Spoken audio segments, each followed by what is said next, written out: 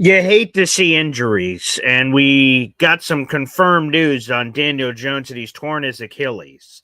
And that's terrible for the Colts, but that's good news for the Jets in their draft. We'll explain the reality of the situation. Plus, it's Tankathon time. Let's go. I'm gonna lose my gosh darn bananas. Boy Green Daily starts now. Zoinks! Boy Green Daily, Boy Green Daily, Boy Green Daily. Let's go!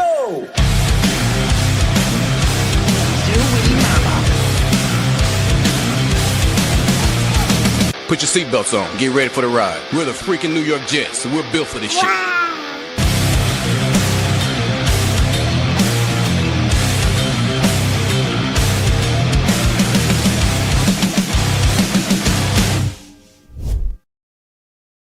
What's going on, everybody? I'm Paul Eston Jr., a.k.a. Boy Green. I'm the New York Jets digital reporter for Heavy.com. Welcome to Boy Green Daily, a daily New York Jets video show, also available wherever you get your podcast. If you're watching on YouTube, come on in, hit that like button. That is the free way to contribute to the show. Also, shout out to the people that watch this show on the replay. Don't get up early in the morning. Totally copacetic. And also a big shout out to our audio-only listeners who stream live on Facebook, YouTube, and Twitter. We've got a lot to get into, so let's get right to it. We have an article in the YouTube description below with more information. Terrible news for the Colts. Daniel Jones has torn his Achilles. He's obviously going to be out for the rest of this season, and we'll see what that means moving forward. Sometimes this can be a year injury, but so that could have an impact because the Jets, of course, own the rights to the Indianapolis Colts first-round draft choice in 2026 and 2027, respectively. So let's break it all down here. Again, I say it in the article immediately, and I say it on this show immediately. I do not root for injury. I'm not hoping Sauce Gardner falls down the stairs. I'm not hoping Quentin Williams gets pushed in front of the bus. I'm not hoping that Daniel Jones tears his Achilles. That's not what I'm about. That's never what I'll be about. However, I do a daily New York Jets video show. I must talk about the latest rumors, news, and analysis that I can. And the latest rumors, news, and analysis is, well, the Colts starting quarterback just tore his Achilles, and their chances of winning have dramatically decreased, and their schedule is very difficult. So we're going to get into all of that here on the program. So first off, let's go to the Tankathon element. If the draft started today, the Jets would hold the 7th overall pick. We'll analyze the 6 teams in front of the Jets in a moment because, unfortunately, the Jets lost to Miami Dolphins. Have been officially eliminated from the playoffs for the 15th year in a row. That reality, which I'm sure a lot of you saw coming, means we will have some more draft analysis on the show because, well, the playoffs are officially over. There's no chance for the playoffs no matter what the Jets do. I don't know how many believed it would happen before that anyway. They're now 3-10. But the Jets still have a chance, believe it or not, at the number 1 overall pick. We'll get into all of the particulars of the 6 teams ahead of the Jets. But first, I want to start off with the Colts. So the Jets have their 7th overall pick. That's their own pick. Right now, the Colts pick is 18th. After what just happened with the Texans beating the Chiefs last night, the Colts are currently on the outside of the playoff picture looking in. Now, if you don't make the playoffs, you have a top 18 pick, guaranteed. Non-playoff teams start at 18 and then work their way all the way, obviously, up to number 1 overall. So Colts right now, if the playoffs started today, based on the Sunday Night Football result, would be outside the playoffs. So the Jets would have the 18th overall pick on top of having the number 1 overall pick. That's massive. I'm going to be honest. When this trade happened, I'm like, all right, the Colts are playing really well when they traded for Sauce. We'll get into that in a second. And, boy, they're making the playoffs. So this will probably be in the mid-20s. So to be in the mid-20s and now to be at 18, and it could be even higher, is impressive, to say the least. Yeah, it's been a collapse by the Colts. There's just no other way to put it. So the Colts started 7-1. Their only loss was to the Rams, and our boy Adonai Mitchell had 2 big mistakes in that game, or the Colts would have started the season 8-0 and would have taken out the Rams, who are terrific. And then it's all fallen apart. The first game that Sauce Gardner played in after being traded and acquired was against the Atlanta Falcons in Germany. The Colts won that game. Since then, it's been a disaster. The Colts have lost 3 straight, and they have lost 4 or 5. They lost to the Kansas City Chiefs, they lost to the Houston Texans, and they got blown up by the Jaguars after Daniel Jones, again, his Achilles exploded. So now we look at the final four here for the Colts, folks. And again, I am just sort of calling it how I see it here. Oh boy. These are the final four games left for the Indianapolis Colts. At Seattle, home for San Francisco, home for Jacksonville, at Houston. All four of these teams on the screen are currently in the playoffs. Oh boy. The Colts could lose out. They could lose all of these games. And quite frankly, I would imagine that they are expected to lose all of these games. And shout out to Sharon, one of our Notre Dame Golden Domers in the audience. With no Daniel Jones, it will be Riley Leonard, the former Notre Damer, will step into the lineup for the Colts. I like Riley. He's a tough son of a bitch. He's like a human battering ram, an aggressive running style, which could complement Jonathan Taylor very well, but I don't give the Colts much of a shot in any of these games. And if they lose out, that means the Colts would have lost 7 straight to end the season, because they've already lost to, as I mentioned, Kansas City, Houston, Jacksonville. They've lost 3 in a row, and they have those 4 on your screen next. And now the Jets could have a top 15 pick. Again, I don't root for injury, but good Lord. Wow, this has been just an epic disaster for the Colts. The moment that they pushed all their chips into the middle of the table, it has all collapsed. Jared says, hey, they would have lost all 4 of those to Daniel Jones. Ayo, maybe. Possible. Yeah, he was playing with a fractured fibula. Nate's saying, Paul, if Colts lose all 4 games, do you shave your head on air? No, I think I'm done with that, thanks. And by the way, I would love for the Colts to lose all these games. So I don't need to do any bets with that. But thank you very much. Appreciate that. Anchets82 saying, anyone going to the Jaguars game? I know we got a big Jet contingent down there. So hopefully you guys can get some of that action. So from the Colts element, the Jets dramatically benefit from this Daniel Jones injury. Daniel Jones, for all the jokes people want to make about him, is significantly better than Riley Leonard. And while he's been playing with a fractured fibula, which I can only imagine affects his level of play, as they were trying to do it with a pad, this custom pad from Duke, all of a sudden the floor is about to bottom out here for Indianapolis. We go with Man with Rake. The Colts trade was epic. Well done. Yeah. Again, with Daniel Jones' Achilles, he's out for this year, and that's going to give the Jets like a top 15 pick. It appears that way. At least 18th, which is, again, significant, and it could be as high as the top 15 if they lose out. And boy, like I said, you look at the schedule, Seattle has the path to the number 1 seed. I mean, San Francisco's been a monster. Jacksonville just smacked them around. And then the Houston game, and Houston looked really good against Kansas City. Yeah, I just don't see it. So Colts, I think it might be over for you, pal. And again, I pour one out, which again dramatically benefits the New York Jets, and it benefits them in one of 2 ways. One, the Jets don't get the number 1 overall pick, which by the way is still on the table. We'll get to the Jets schedule in a second. The number 1 overall pick is still on the table for the New York Jets, or drafting even higher.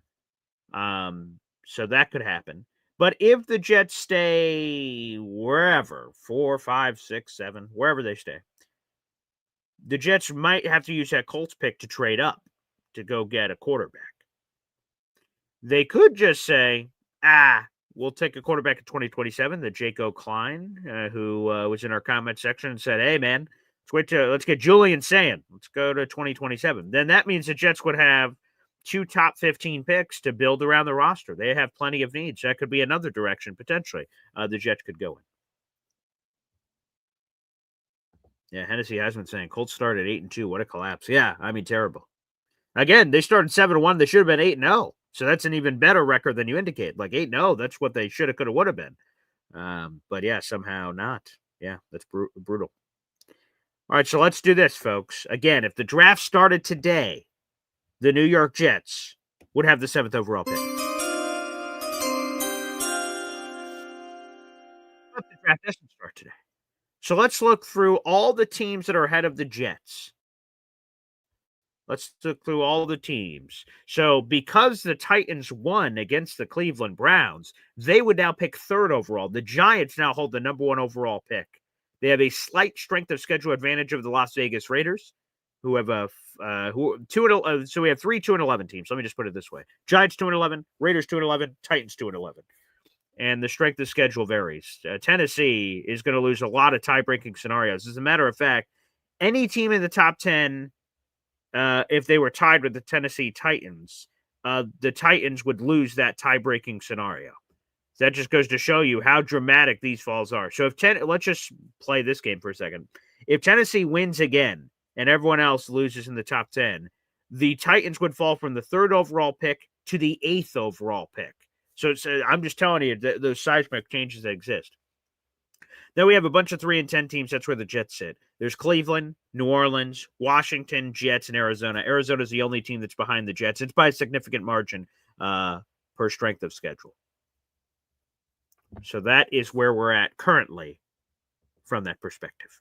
So let's go through each team here in the top 10. All right, so we have this one in front of us here. This is the New York Giants schedule. These are their final 4 games left for the New York Giants. And while they currently hold the number 1 overall pick in the 2026 NFL Draft, if it were to start today, I don't know, man. I look at this schedule, and I see some winnable opportunities here. Washington just got their teeth kicked down their throat.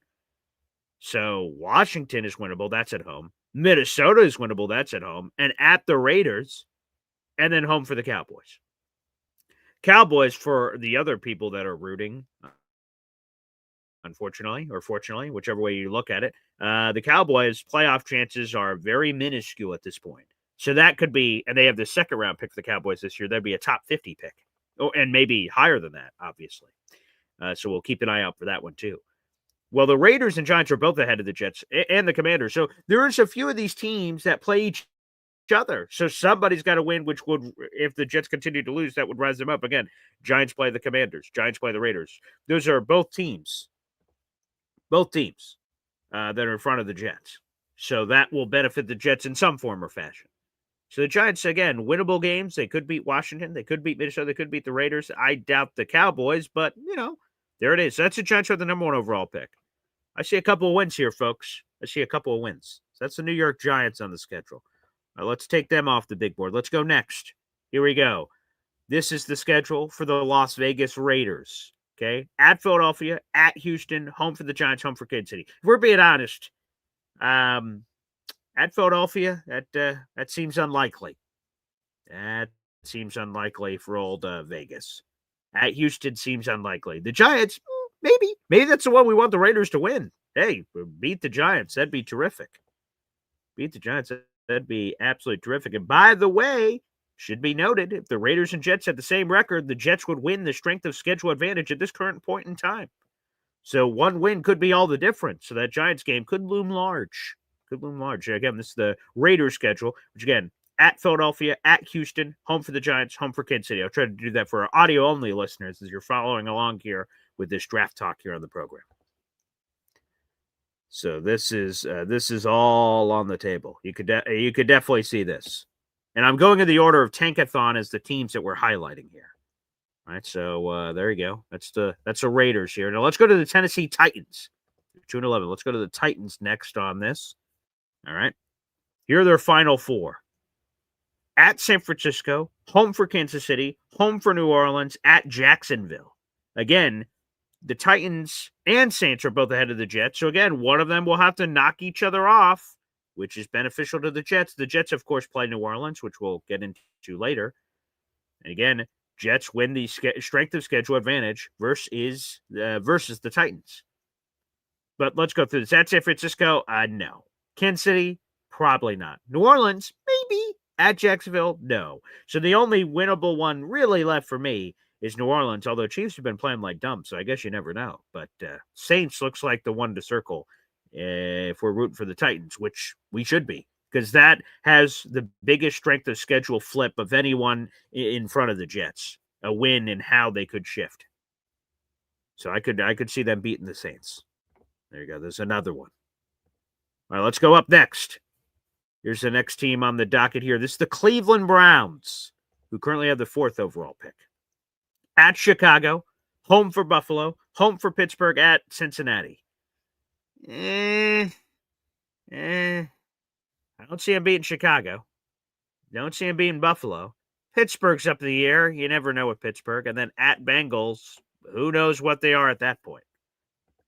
So the next team up. So Cleveland, I'm not sure. I mean, their defense is awesome, so maybe they can sort of work their way into the mix here, but I don't really see it. I mean, there are divisional games, so again, you can't rule out Pittsburgh or Cincinnati, I guess, but I definitely don't see it with Chicago or Buffalo. Chicago was the number one overall seed yesterday. Now they're 7. Unbelievable. Shows you the fine line here in the playoffs. It's the Browns schedule. Again, they're at Chicago, home for Buffalo, home for Pittsburgh, at Cincinnati.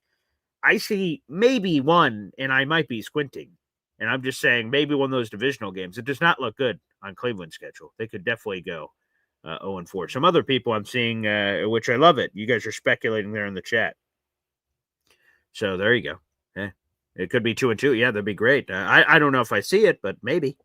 So, okay, that's the Browns schedule. Again, we're in the Final Four. That's where we're at this point. Final Four for a lot of these teams. Let's pull up this next one. This is New Orleans. This is the Saints' Final 4 games. Home for the Carolina Panthers. Home for the New York Jets. At Tennessee, at Atlanta. Obviously, well, we're the Jets, so the Jets-Saints game obviously looms large. Saints-Tennessee, they play each other. Again, one of them is going to knock each other off. Either way, the Saints and Jets have the same record. So the Saints do have a strength of schedule advantage over the Jets, and it's pretty significant. It's a 498 to a 541. So the long story short, the Jets do not want to have the same record as the Saints. The good news is that there are at least 2 potential wins here for the Saints. They could definitely beat the Jets. They could beat the Titans. Hell, they could beat the Falcons too. So there's a lot of winnable games here, and I agree with Jared B. He said this earlier. The Saints looked really good yesterday. They upset the Tampa Bay Buccaneers. That was a massive win. A massive win. So, yeah, the Saints could go 3-1 here. It could totally happen. Carolina, I think that's going to be a toughie. But the others, they could win all the others. That's totally possible. And the Saints currently have the 5th overall pick. 5th overall pick. All right, one last team to look at that is in front of the Jets. It's the Washington Commanders. It's one team in front of the Jets. Here's their Final 4. They're at the New York Giants, home for the Eagles, home for the Cowboys, at the Eagles. Again, at the New York Giants, home for the Eagles, home for the Cowboys, at the Eagles. The only winnable game left on this slate for Commanders is the New York Giants. So I think we should all be massive Washington Commanders fans. I believe this week. We want the Commanders to beat the Giants. The other ones, I don't think they're going to win another game after that. And the strength of schedule between Washington and the Jets, once again, is significant. Jets are at 541. Washington's at 511. This is per Tankathon. Strength of schedule is the number 1 tiebreaker in draft scenarios. So, again, we should be big Washington Commander fans. Big Washington Commanders fans this week. That is your Tankathon update, folks. There you have it. Your rooting interest the rest of the way. Again, the Jets still have a chance to get much higher in the draft. And, of course, why don't we do this? You guys know this by heart, but we might as well show this up on the screen as well. Of course, the Jets' final games of the season. And now there's 4 left. It sucks, and I see it, and I'll highlight some of these comments in just a second, that it sucks to be talking about draft. It sucks to be talking about rooting for the bottom. It's awful. It's awful. I wish we were talking about playoff scenarios. I wish we were talking about Super Bowl odds. I wish we were talking about other things, folks. I wish. But, yeah, we're not. These are the final 4 games for the Jets. 3 of 4 will be on the road. This is the final 4 games for the Jets. At Jacksonville, at New Orleans, home for New England, at Buffalo. Folks, I claim to be the most optimistic Jets fan on the planet. I do. I do claim to be that. But as I look at the schedule, I think there's only one potentially winnable game on the slate. The Jets are at Jacksonville this week. That's probably not happening. They're at New Orleans. Maybe. They're home for the Patriots. Oh, boy. And then they're at Buffalo. This doesn't look favorable in any form or fashion. Again, I think maybe they win one more, and that's New Orleans. But I don't know the rest. Jacksonville is playing for the AFC South title after just taking it away from the Colts. Houston is in that mix too, so they have to keep winning. New Orleans is whatever. That's a 50-50 game. New England is trying to get the number one seed in the AFC, which they just lost over the weekend. Denver now has the number one seed in the AFC. And then obviously they got to keep Buffalo at arm's length. And arm's length is Buffalo, our regular season finale, which will be the final game at Buffalo's old stadium, the Ralph or whatever they call it now, New Era. It's got a lot of names. So that is the slate for the Jets. And boy, it's painful to be talking draft. It's painful to be talking about tanking. It's painful to be talking about, oh boy, we should lose. That's good. We should lose. But here you go. So we'll see where we finish up. But those are the final 4 games for the Jets. We'll be opening up the phone lines in a little bit, but let's go to the comments. Incel on says 3-14, still not good enough for the top pick. It could be. Again, the analytics say the Jets have a chance at the number 1 overall pick. So it is still possible, believe it or not. They're going to need some help, of course. They have before the loss, I'll have to look at the updated numbers, but before the loss to the Dolphins, they had a 1.9% chance of the number 1 overall pick. So that obviously has increased. But by how much, I'm not sure. I don't have those Tankathon numbers or draft percentages in front of me. But they do still have a shot. Incel Launch says the Jets will forever stay in purgatory. I hope not. I hope not. NC Green. Yesterday was a disaster everywhere except special teams. Even the O-line was getting beat like a drum. Yeah, which was incredibly disappointing, obviously, because the Dolphins traded away pass rushers. Jalen Phillips is not on this team. They're on the Eagles. So I said, oh, wow. Yeah. But yeah, they got all out of sorts. And I think the most disconcerting part of that, NC Green, was that the Dolphins multiple times had a 4-man rush, and they just tricked the Jets with stunts and curls back inside. And I was like, wow. The Jets' offensive line looked discombobulated. Like, communication issues happening in the secondary, while I hated them, okay, I can understand, right? No Jarvis Brownlee, no Tony Adams. You have people playing out of position. Like, communication issues there, okay, that makes sense. I don't like it, but it makes sense. Communication issues on the Jets' offensive line, they're the only offensive line in the NFL this season that have started the same 5 all year long. How the hell are they having communication issues? That makes no sense. So, yeah, that was disconcerting. The wide receivers, John Mechie III and Adonai Mitchell, all having drops on basic passes. Poor Brady Cook, man. Now, Brady Cook made some dumbass throws. Both of his picks were bad. Terrible. Now, the one at the end, you give him a little bit more love for because you're like, hey, it's the end of the game. He's just trying to make a play. But the first one at the end of the first half was inexcusable. You kick a field goal there. And again, I said it on the play-by-play. Hey, it's 3rd down. Just don't throw a pick. If it's open in the end zone, take it. If it's not, all right, no worries. We'll kick a field goal. It's a 2-score game. We'd get the ball in the second half, and then hopefully we make it a 1-score game. Like, there you go. No, nobody's business. So that was an absolutely inexcusable throw.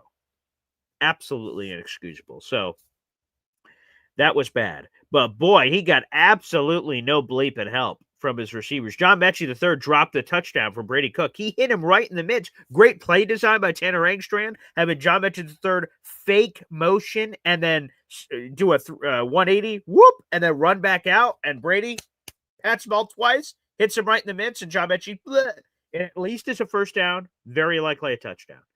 So yeah, Brady Cook got fucked by his pass catchers, man. He got fucked. There's no question about it. But Brady talked about this after the game that hopefully he didn't say this, but I'm saying it. Brady Cook talked about, getting on the same page with his guys. He says, I'm going to be honest, it's not an excuse. I haven't worked with these guys. So like when one guy runs a slant versus another guy runs a slant, I don't know how fast he's running this slant. So I'm not exactly sure with lack of chemistry where I'm supposed to be firing off this ball. So let's see what he's got. And, AG, of course, did not have an update on the status of Tyrod Taylor. Hurt his groin, but it's got to be bad enough that he didn't return to the game. So I think it might be Brady Cook time moving forward. And to be honest, if Justin Fields comes back from this knee soreness, he looked disinterested in playing anyway with how he was speaking. So I think it's Brady Cook time the rest of the way, which is what Frankie wanted before the show. So John Arroyo says, Mechie has the yips. He fell off a cliff. SM, shake my fucking head. Yeah, it's too bad because Mechie looked like a usable piece next year. I'm not saying he's not, and they can bring him back for dirt cheap. He's a restricted free agent, so they can bring him back for absolutely no money. So they should. But I was hoping he could be I was hoping he could be like a wide receiver 3 or 4, and it sounds like he could be a 4 or 5.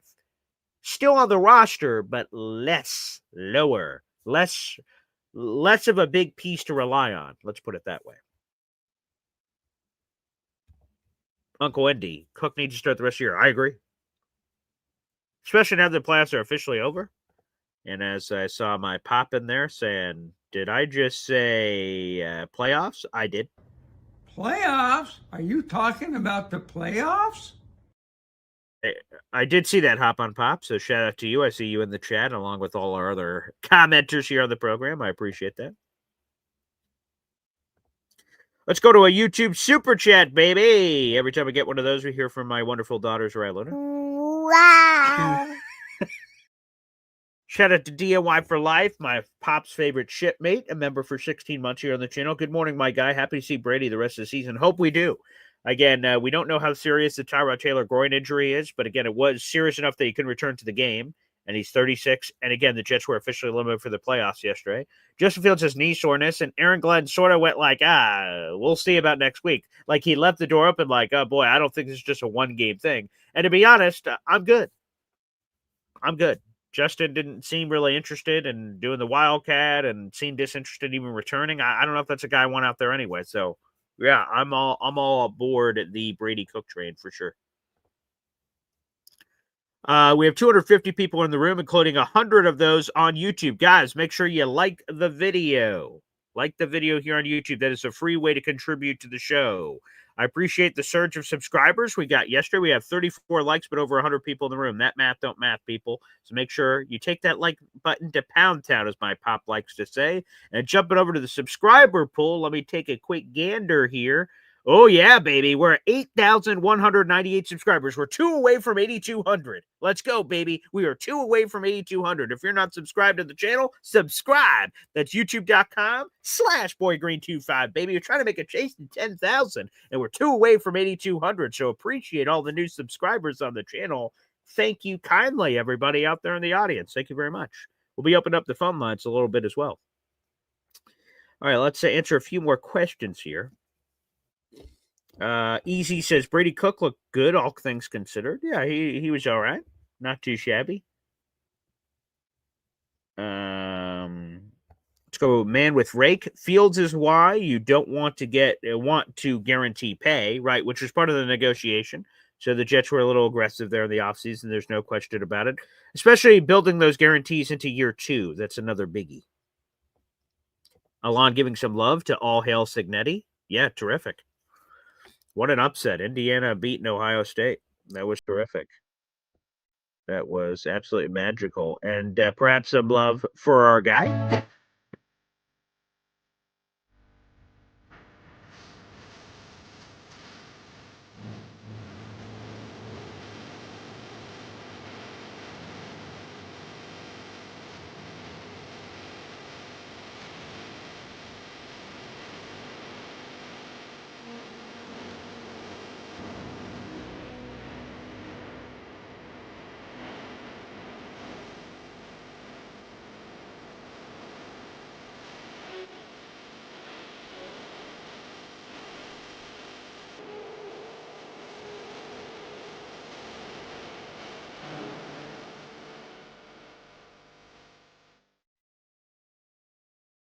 Beautiful. I hope you guys enjoy that because apparently YouTube does not like me using that song. So they mute it eventually after we play it. For people that watch it on the replay, unfortunately, the audio only listeners, you guys get it. You guys get it fresh. But for people that rewatch the show and don't watch it live, you guys are going to get a muted version of that. So like you heard nothing for like 30 seconds or however long that is. So I apologize. But for those who are live, you guys get to hear that beautiful Fernando song live. Shout out to Appa. Terrific. And Jets is going to hear this for 5 months. Possibly. Could be. We'll see. I love it. So some people are like, I hate that song. I love that song. All right. I guess it's a good song if we have so many people on both sides of the fence, I suppose. Let's go to Deshaun here. Says Brady Cook threw 2 bad picks, but the wide receiver drops. Yeah, I mean, that's sort of the balance, right? I don't think it was all on Brady. I don't think Brady just had this horrific game. He was also thrown into the deep end of the pool, an undrafted free agent rookie quarterback, making the first NFL regular season snaps of his career. I mean, not ideal. For folks who don't know, if you're not the starting quarterback, you don't get reps in practice. You get like limited reps. Like again, let's play the scenario out, right? Justin Fields got ruled out early in the week, basically. Well, I guess officially it was Friday, but the team knew that he was going to be out. And so you have Tyrod Taylor taking 99% of the snaps. And if he does like 8 reps in a row and then he goes to take a piss real quick, then all of a sudden Brady Cook will come in for a play real quick. And then they switch back out. So, like, Brady Cook's getting no reps whatsoever. Now, if he's deemed the guy, and AG speaks later this morning/afternoon, maybe if he just goes, hey, Brady Cook's a starter, or even if they don't say it publicly and they determine it behind the scenes, hey, Brady, you're going to get the start on Sunday, then he's going to get the full week of reps. So that can only help the young man. So I wish the best for the young man. I wish the best for him. For sure.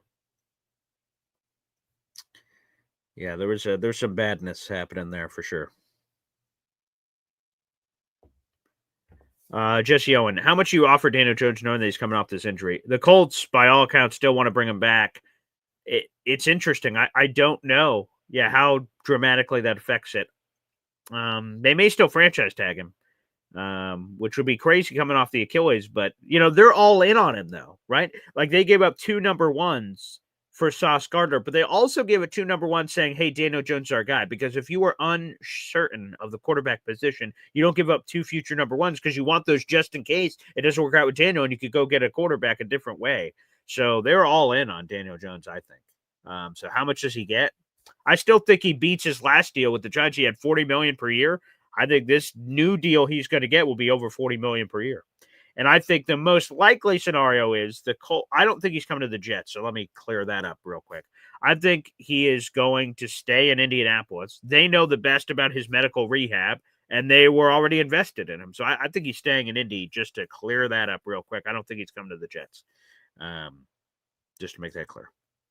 Let me see if I missed anything else. Okay, beautiful. Here's our raffle. If you guys are new to the channel, we do raffles every single month, and throughout the entire month of December here, we will be doing another raffle, and the centerpiece of said raffle, and I have a few more items that are also in front of me in my gift bag over there, are the other items that will be included, including some Santa action, some New York Jets Santa action. That'll be coming up. But the centerpiece of our raffle for this month is that beautiful Nick Mangold tribute shirt. I purchased this shirt from the Jets, and 100% of that money went to the National Kidney Foundation, which unfortunately was the reason Nick Mangold lost his life far too soon. So we're going to honor Nick Mangold, the Nick Mangold tribute, a True Jet 74, and aviators, beard, hat. It's a beautiful shirt. The Jets players wore this to honor Nick Mangold, and you can have a piece of that history and proudly wear and represent Nick Mangold. Again, that'll be the centerpiece of our December raffle coming up. So if you guys want a piece of that, all you have to do is spend $3 on the channel. If you hit that little money sign on YouTube, you get a bunch of options that pop up.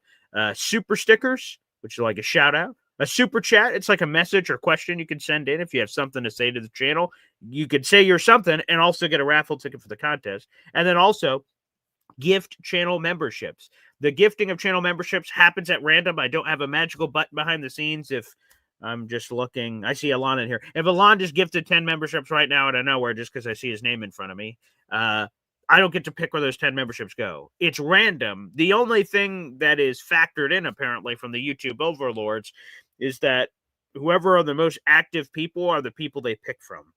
So that's all I know, is that if you like videos and comment and interact with the channel, you are more likely to get one of those random memberships that are gifted out to the universe. So feel free to do that and take full advantage. All right, let's do this. We're going to take a quick timeout. We'll open up the phone lines. If you'd like to call into the show, whether you're a first-time caller, that's fine. Or if you're someone that calls in all the time, either way, it's about to be the pinned comment on youtube.com/BoyGreen25. The current pinned comment is how you can join the Boy Green Coffee Club. That is our YouTube membership group. It's $2.99 a month. You get early access to videos. We're going to have some big-time guests rejoining us during the offseason, talking draft, free agency, and everything else from ESPN, NFL Network, and all the like. You'll get those interviews before anybody else. Former players, current players. Anytime we do any of those interviews, you guys will get early access to those chats. Outside of breaking news scenarios, if I can't hold the interview and I have to post it because of timeliness, sometimes that can happen. But besides that, you guys get early access to those videos. You get the loyalty badge next to your name. You get access to all of our custom emojis. Shout out to Jets Worldwide. Wide. He makes all those emojis. And of course, access to our Discord channel where we talk Jets 24/7.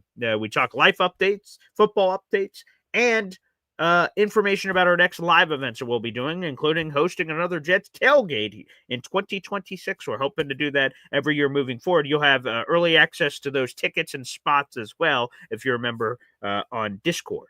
So you guys can do that as well. All right, with that being said here, folks, let's open up the phone lines. And as Frankie says, hit that gosh darn like button, baby. Come on now. Like I said, we have 300 people in the room, and 100 of those 300 are watching on YouTube. So like that video. That's how we get this Jet Show in front of the rest of the Jets universe. Let me check real quick. If we got to 8,200 subscribers. It's loading. We're over 8,200, baby. Before we go to the phone lines, let's celebrate. Let's freaking go. 8,201 subscribers. We've passed it, baby. Yes, let's go as we make the march to freaking 10,000. That's what I'm talking about, baby. Woohoo! Yeah! Excellent. Thank you guys so much for the support, and we've surged over 8,200. It's Jets, Jets. I love Fireman Ed, too. Excellent. Thank you guys so much. Appreciate that. Okay. Congratulations. Nice. Alrighty. Here we go. All right, let's do this. We'll open up the phone lines. I'll keep reading out your questions and comments. And again, if you'd like to call into the show, do that over on the YouTube. We'll play a quick HEP timeout, and your phone calls are welcome next. You're on Boy Green Daily. 1, 2, 3. Boy Green Daily, Boy Green Daily, Boy Green Daily. Talking Jets football, man. Boy Green Daily, Boy Green Daily, Boy Green Daily. The New York Jets Football Club. Offense, defense, special teams, watch Jets football with Boy Green. Everyone, J-E-T-S, Jets. Boy Green Daily, Boy Green Daily, Boy Green Daily. We're talking Jets football, man. Boy Green Daily, Boy Green Daily, Boy Green Daily.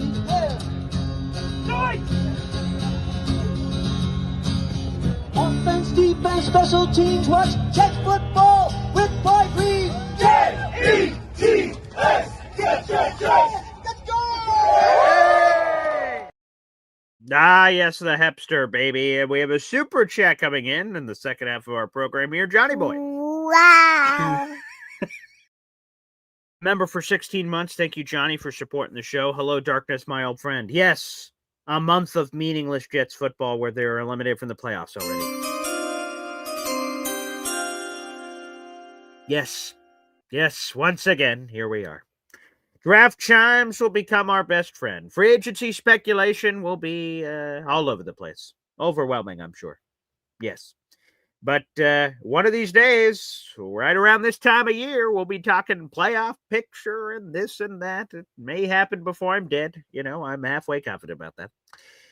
So we'll see what happens. I'll keep getting to your comments and things of that nature. But first off, we have to go to the phone lines. And who better to kick it off than this man, who is Alon, and he is the #1 Fernando supporter.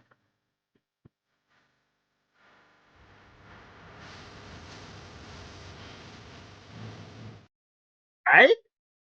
Oh, I love Abba. God bless you. God bless you. Good morning. I haven't called in a week, so I thought it was time to bring sanity to the Boy Green Show. Okay. Hey, what does that shirt say, by the way? What's that? 70% of people are stupid. I'm part of the other 40%. Okay. Thank you very much. Okay, there you go. I thought it was time to bring sanity to this show. Okay. Sure. Okay. First of all, I have two comments, but first to Edward Ziff. Oh, happy birthday. Brady Cook is Oh. a CFL quarterback, okay? Oh. He is not an NFL quarterback. He will never be an NFL quarterback. The best thing for the Jets is to put him out there. They could lose by 24 points each game and call it a day and say goodbye to him, okay? Wow. Now it's time to eviscerate two people, okay? Oh, two people. Number one. Here we one, go. Yeah. my good friend Neil, okay? Ooh, Neil. Yes. Neil is a Senior. guy I've heard for maybe 4 or 5 years on different shows. He has wild takes. He's very passionate. I give him credit. Sure. Passion's there. That's for sure. Until I heard him yesterday. And then I realized it might be time to make Florida his full-time home. No. Retire and never, ever come back to the Northeast, okay? Okay. He made a comment yesterday that the Jets should sign Kyler Murray. Oh, I'm sorry. He said Kyle Murray, right? This Kyle Murray. Kyle. It must be his brother or a nickname basis. I'm not sure. Yeah. He also said the Jets should trade up for Mendoza. Yeah. Have him sit for 12 weeks. Yep. And have Kyler Murray mentor Fernando Mendoza. Okay. He did make that comment. That might have been the stupidest thing I have ever heard in my life. Okay. Wow. Okay. I spent this weekend with my wife chaperoning 8 13-year-olds in New Orleans. Okay? Wow. God bless you. What an experience. Okay. I bet. Jesus. There were 2 13-year-old boys on the trip. Okay. Okay. All right. If they were my kids, they would have been in boarding school 5 years ago. Okay. Okay. To me, Kyler Murray is maybe a notch above those kids. Wow. Kyler Murray would spend in height. In height, or you said they're a notch above those kids in height, maturity, height, same crap. Oh, okay. All right. Okay. Kyler Murray would rather spend 24 hours playing Call of Duty than spend 24 minutes reading a playbook. Yet, my good friend Neil wants to hand over the keys to the midget, and I live 15 minutes from where he was a star in Allen, Texas. Oh, sure, right. He was God here, okay? Neil wants to hand over the keys to that midget who doesn't give 2 shits about football and have him mentor Fernando Mendoza, okay? Yeah. I knew he lost his fastball, Neil. I think it's time to go underhand pitching, okay? Oh, boy. Wow. Now, number 2. And this is to my good friend, Paul Boy Green. That's you. Oh, all right. I'm part of this. Great. Okay. Paul, let me lock in. How much of Fernando Mendoza have you watched? Let's see. 1, 2, 3, 4. I believe it's 4.5 games this season. Okay. 4. So, in watching Fernando Mendoza, do you see franchise generational quarterback? Do I see franchise generational quarterback? Well, there is this clutch it factor I see. Okay. So that would be it. Yeah. So basically the other 3.5 quarters in the game when he's basically mid. There's some hit miss there. Count, right? It doesn't. Like the Iowa game against my shitty team. Yeah. He stunk up the joint for 3 quarters and boom, he throws a touchdown to Elijah Surratt, and now he's the generational Mendoza. There's a song after him. Mr. Abba is now a big fan of Fernando Mendoza. Right? Yeah, I see that. Yeah, very catchy. So I want to talk to all these delusional Jet fans who have been telling me for weeks on end. Yeah. It is time to trade the farm for Mr. Fernando. Okay. Mm-hmm. A guy, in my opinion, his ceiling is Kirk Cousins, as I said. Okay. So you are trading multiple ones. Yeah. Okay. I'll be nice. You're trading 3 top 45 picks. That's right. Yep. To get a mid-range quarterback for a team that is 3-10 that has holes all over the roster.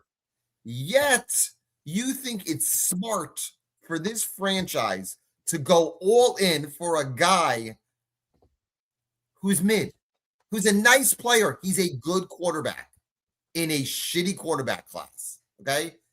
Ty Simpson, garbage. Okay. Go back to school.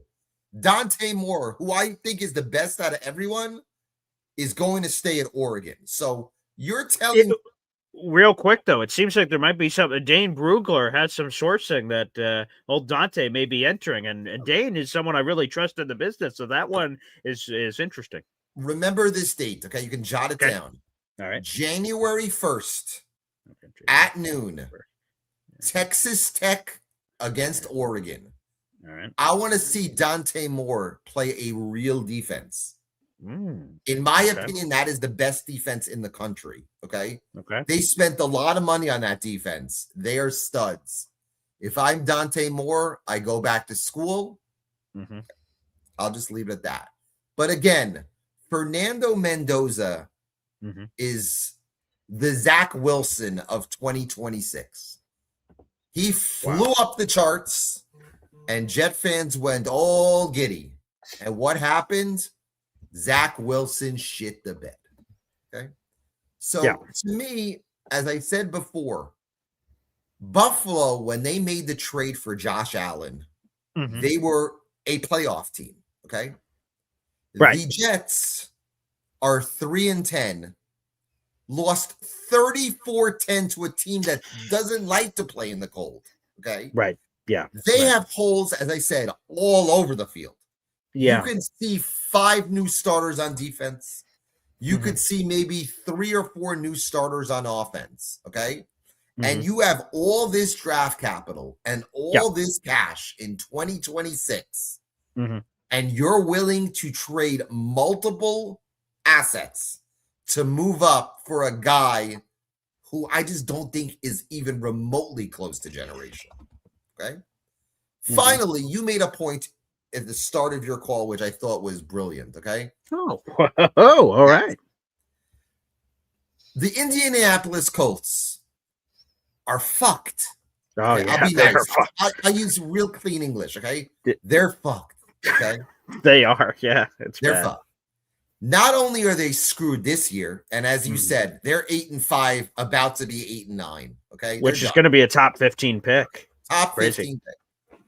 Then you look at next season where the Jets have their first, Dallas's first, and our own first. So and maybe Packers, depending on who ends up being better. Right. So the Jets could have 2 top 12 picks next year if the Colts somehow, some way can't find a quarterback. Because I don't know when Daniel Jones is coming back. Okay. He got hurt, week 13, week 14 this year? I don't see him being ready week 1 of 2026. I don't either. Like on social media, people keep saying, cool, he'll be ready right before the start of the season. I'm like, is my math off? Like Aaron Rodgers blew out his Achilles and we had to wait all kinds of, and that was basically the first game of the season. We had to wait all the way for him to get any kinds of activity till late in training camp. We're saying this guy's getting it 2-3 months later. I don't understand how that math works, but so the Colts are screwed. They have no first round pick. Their only hope is maybe they get to overpay and call the Niners and maybe give up a 2 to go get Mac Jones for a year. I don't know. Okay. And yet the Jet fans are willing to go all in 2026 for a guy who might be a top 15 quarterback in the league when this team is so far away from being, I'll say, mediocre. It's just not logic. So you weren't impressed by Fernando against Ohio State, the old Buckeyes? How many points did they score? 13, I believe. Okay. Did you read the Johnny Manziel comment after the game? I did not. I did not see that.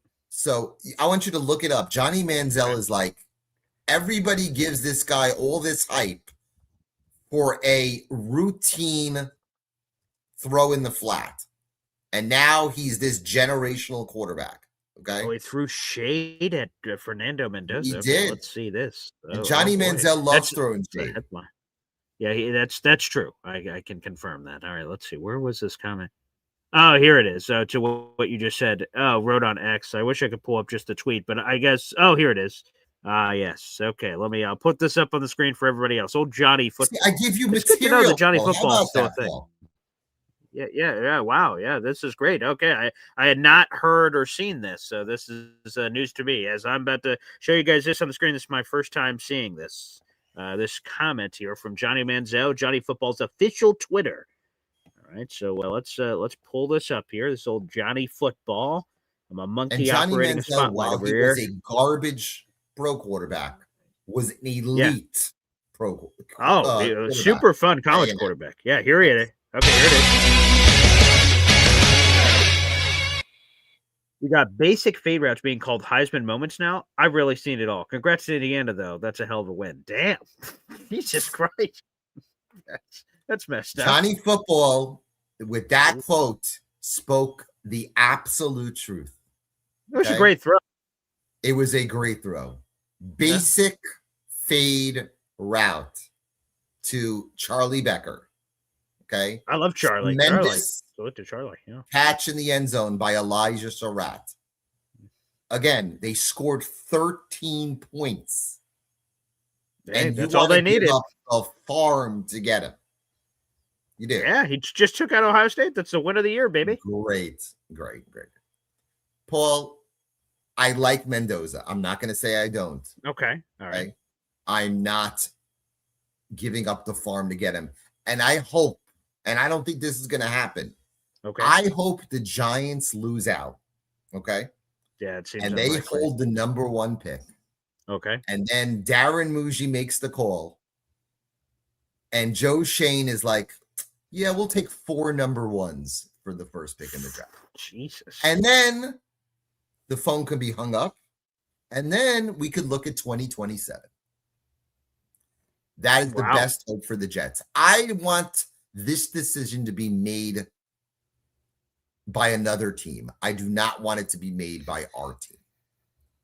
Again, this team is so far away from mediocrity. A mid-tier quarterback is not going to change the luck of this franchise in a year. So, hello, Neil. I'm fascinated that you can smoke cigars at 8:20 in the morning. It's one of the wonders in life. It's Smell Kuiper. That's my new Smell name. Kuiper. Ah, wow. Okay, that's his new name. I love You're that. the draft guru. Yes, Neil. You know, I looked at top draft picks on Google, and your name didn't come up. It did not. But you know what? What What did did come come up up for the NFL is that or something. Kyler Murray Didn't you couldn't consult the mentor NFL, me. Alan, recently? That was you couldn't go on anybody's show because you were consulting the NFL. I was working, yes. Yes. I was what not happened to that? consulting as an analyst. Where's your trophy? Show me your trophy. Is that it behind you? I see a little Again, trophy there. Neil, you said that Kyler Murray was going to mentor Fernando Mendoza. What are you talking about? You did say I that did not yesterday. say that. Yes, you did. I said that he would be a bridge. Why would you want that guy to be a bridge? Hang on. Slow down. Slow your roll. How do you have that guy as a You bridge? misinterpreted what I said, Alan. So don't. Please, can I correct it? Can I correct the record? Go talk. Thank you. Jesus Christ. I can't believe you get on this show and call me all kinds of names. Like I don't know anything about football. I forgot did, more. you're fine. Listen, That was the my worst big pick I've toe ever heard in knows my life. more about football than you. I Okay, you appreciate might it. know about the draft and all these things, but listen, Alan, you're not. Please, okay? I'm a little older than you, a little bit. I've been watching football a little longer than you. How old Well, are I you? by the way? appreciate it, but I'm asking you a question. How old are you? I'm 51. Yes. All right. I got 14 years on you, and I've been watching football 14 years longer than you. And I've been watching the Jets way longer than you because I don't know how long you've been watching the Jets. But I've been watching the I Jets only see you since when negative 82. things happen to the Jets. It's 82, like I've been a watching weird thing. Soon as the Jets are shitty, Paul, wouldn't you agree? When something really bad happens with the Jets, I see Alan's face pop up. Well, Alana's had plenty of material the last 15 years, so I guess I get it. But was the I last couple of happy weeks, at he the fades. Plus trade? When I they was do well, he happy. fades. You were. He was very happy. He was very straight. So Neil, you said you Neil, wanted to I correct agree the with record you. on the Kyler Murray thing. What do you want to Now, correct about what you said yesterday? Let me just say this to you. I want to focus on it. I think we should focus more on a bridge quarterback, because at this point, whoever we draft, whether it be Mendoza or any other quarterback, we don't want to do the classic mistake we've made with the last 3 quarterbacks, and that's throw them out to the fire right away, and then they end up sucking and going to another team and building up their confidence. That's certainly not the right strategy for building a quarterback. Would you agree with that, Alan? I do, but can I rebut on that for a second? Sure. Have you watched Kyler Murray?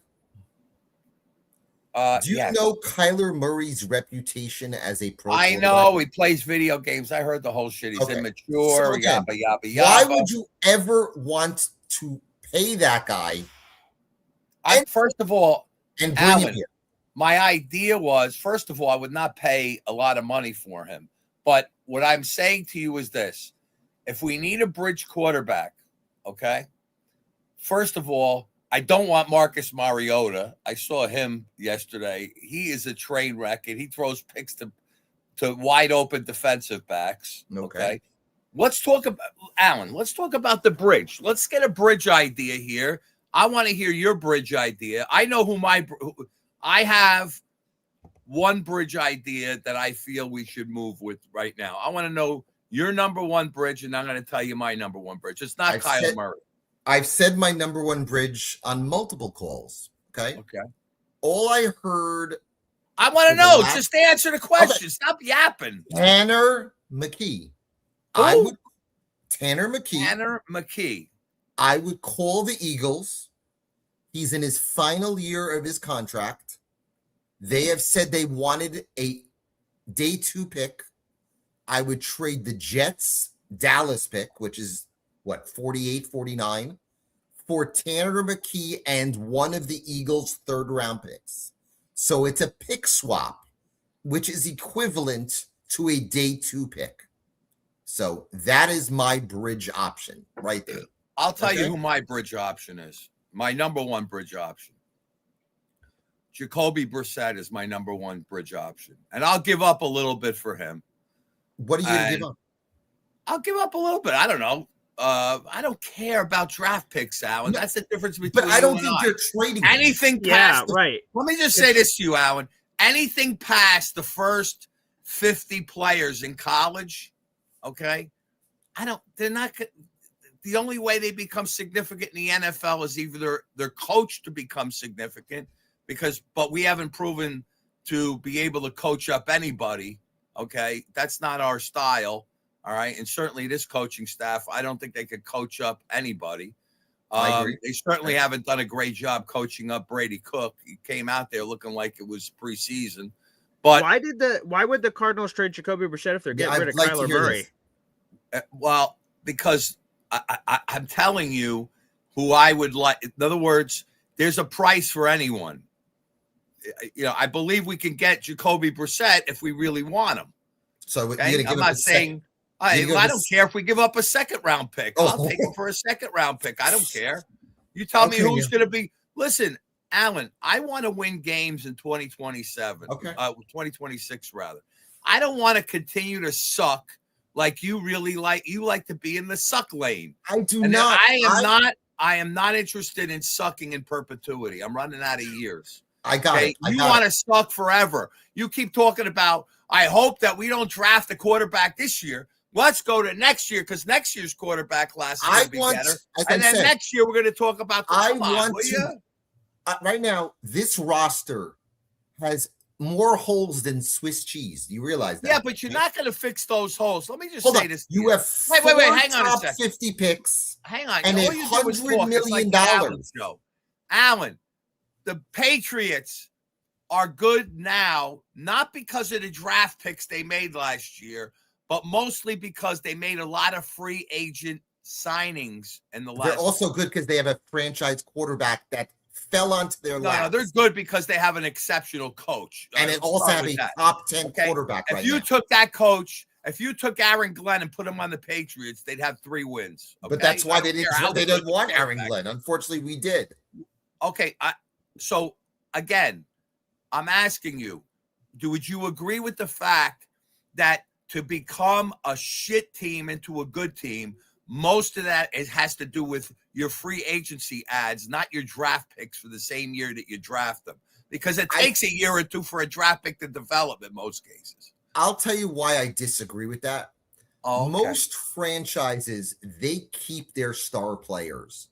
And what happens in free agency is there are guys that you basically have to pay 1.5 to 2 times their salaries to attract them. Like, I love Tyler Linderbaum. Okay. I'm an Iowa guy. Tyler Linderbaum is going to get 20 million plus in the open market. Okay. I am not paying a center $20 million. I'm just not. Alan, your attitude. The Patriots spent a lot of money in free agency last year. A ton of money. They spent every dollar they had in free agency. Every year we reach free agency and we don't spend money because we take your attitude. I want the bargains. I want to spend a little money. I don't want to overpay this guy. And we end up with a shitty roster of we don't have the right free agents. So Neil, did you say that Aaron Glenn would only have 3 wins or Drake May at quarterback instead of Justin Fields? I'm exaggerating. Okay. He wouldn't have. When I say, look, maybe they would have 6 wins. Oh, go on. They had 4 wins without him last year, didn't they? Wait, was Drake May their quarterback last year? Giggles. He was. Oh, how many wins did they have, Giggles? They had nobody on the team. No, how many wins did they have? They had no offensive line last year.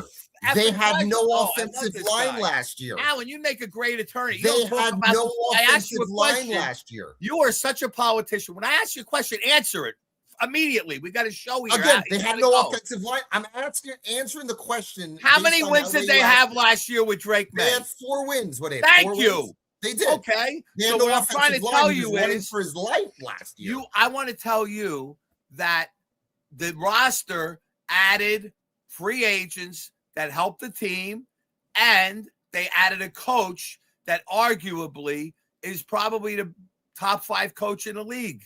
He's going to get coach of the year for sure, and he got it once before when he was with the Titans.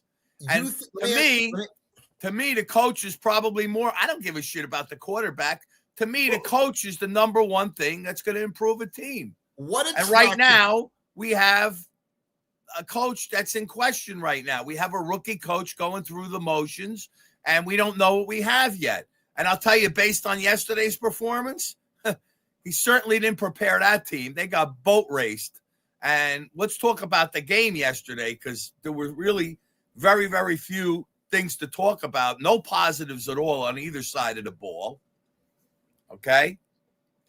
They're grabbing on defense. They're not punched. They're trying to, the one thing that's weird to me, they're trying to create turnovers by grabbing the ball out of the offensive guy's hands. When that never works, and they end up getting an additional 10 yards a yak when you're trying to grab the ball. They don't punch the ball. They try to grab the ball. And the real problem we have, and I said this, Alan, before the season started, we had all these young guys. We had the youngest team in the league. We have no veteran leadership on either side of the team. We don't have a single player that they could huddle around. When the game starts, Alan, and you have that one guy in the middle that goes, "Come on, guys, we're going to do it. This is our house." Mm-hmm. Okay? They don't have a guy on either side of the ball that could lead that chant to pump guys up to have a big game, because we have no veterans on either side of the ball. And that was a big mistake. I said, let's get Calais Campbell. Let's get somebody on defense and free agency that's going to enhance the young guys. And we got nobody. And this is... Wow. Neil, before I go, I just have one comment to you, okay? And this is the last, and you can continue the call with Paul. Hey, Alon, real quick, can you answer what you think of the new nickname Giggles? I love Frank. From our guy Neil there. Yeah. Okay. So what do you think? Again, Neil, I asked this to Paul. Is Fernando Mendoza generational quarterback? Alan, wait a minute. The kid is 20 years old. He's not. He's like okay. 22, Let I me. think. What is it? 21, whatever. Alan, here's my feeling.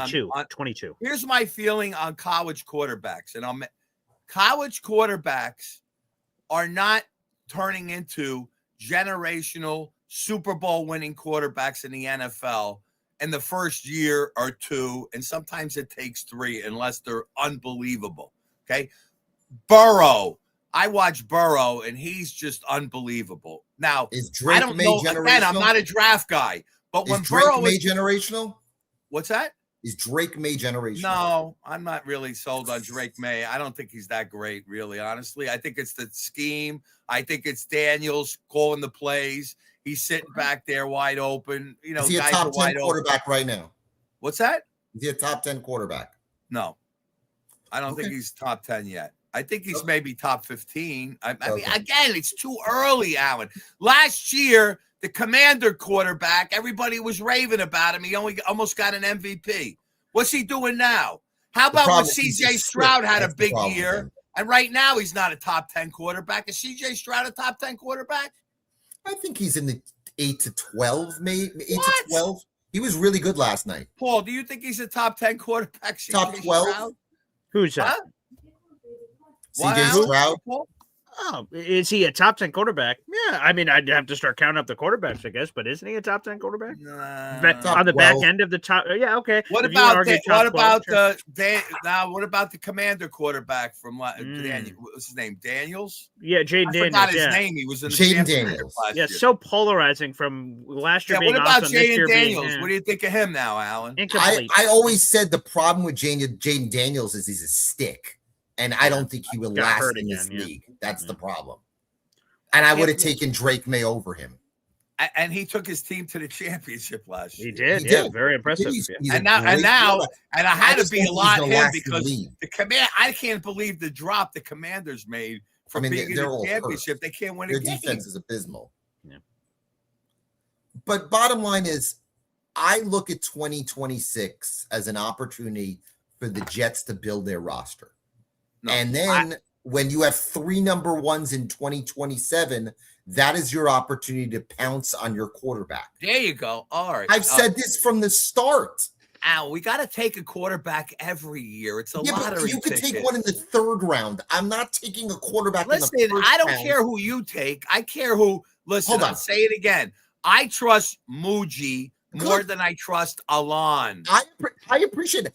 I hope he's earned some of my trust right now, by the way. Has he earned any of your trust? What do you think of him as a GM? And a first next year. Alan, what do you think of him as a GM? I think he's made some really shrewd moves. I do. Absolutely. Don't you I mean, is he a quarterback? He was a quarterback. So you don't think he is. He could assess talent at quarterback, right? He could. Okay, if he picks a quarterback, are you going to be upset if he trades some picks to get I would be upset Mendoza? if they trade multiple ones for this quarterback. I would. Again, we don't know what he's going to have to trade. But looks like I don't know who's going to be left at the end of this playoffs. But right now, it's Mendoza and whoever, Simpson and all these other guys are falling way down, no? Or Moore would be the only one that would make sense if he comes out. What's that? Moore would be the only one that would make sense. Right, that's the other guy we got to look at. But what if he shits the bed in the playoffs and looks like a regular guy? This guy, who's the guy that had a really bad game over the weekend? Simpson? Ty Simpson.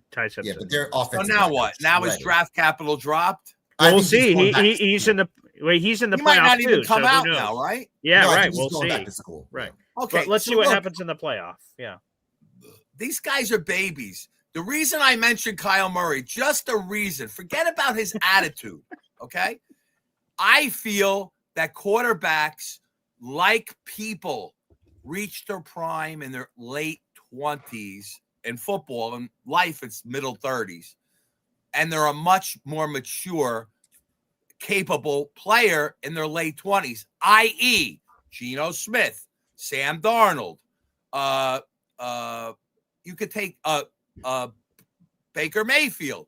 Baker Mayfield, 2 years ago, nobody wanted him, Alan. Now he's a top 10. Is Baker Mayfield a top 10 quarterback? You bet your ass he is. Range, yeah. Okay. But again, The problem I have with your comment is you put Kyler Murray and maturity in the same sentence. No, I didn't. No, you just said you talk about maturity growing here's older. What I'm trying to you say. You can't bring him into this locker room. Listen, I'm not looking at the person. I'm looking at the situation. Here's the situation. Oh my God. Aaron Glenn wants to have. Hey, Kyle, can we get some common sense into this chat? Wait. Question. I agree with both of you to some degree, but go ahead, Neil.